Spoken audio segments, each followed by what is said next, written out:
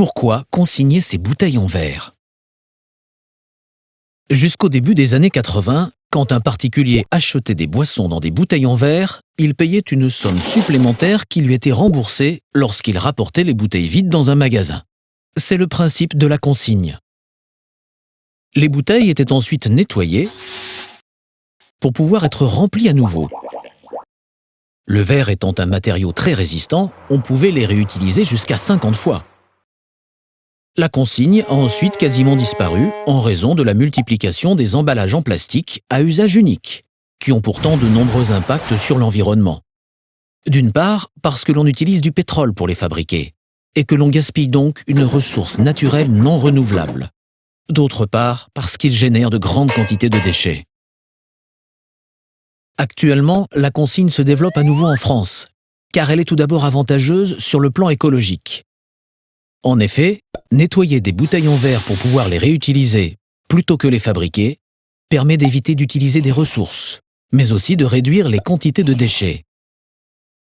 De plus, elle permet d'économiser jusqu'à 75% d'énergie par rapport au recyclage.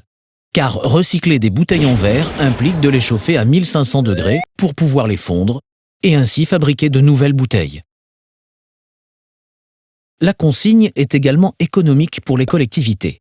Car, dans le cas du recyclage du verre, elle paie pour que les bouteilles déposées dans des conteneurs à verre soient récupérées. Le verre étant concassé, les collectivités le revendent à des entreprises de verrerie, chargées de le fondre à un prix inférieur à celui de la collecte. Elles répercutent donc ce coût sur les contribuables à travers la taxe d'enlèvement des ordures ménagères qu'ils paient annuellement.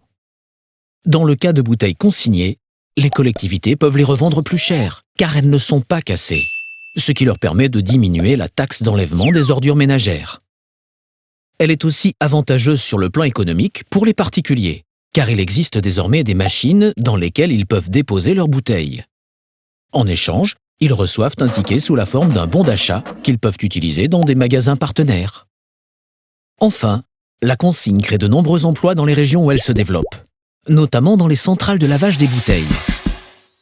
En raison de tous ces avantages, des entreprises, des associations et des collectivités se rassemblent au sein du réseau Consigne et se mobilisent pour développer la consigne partout en France.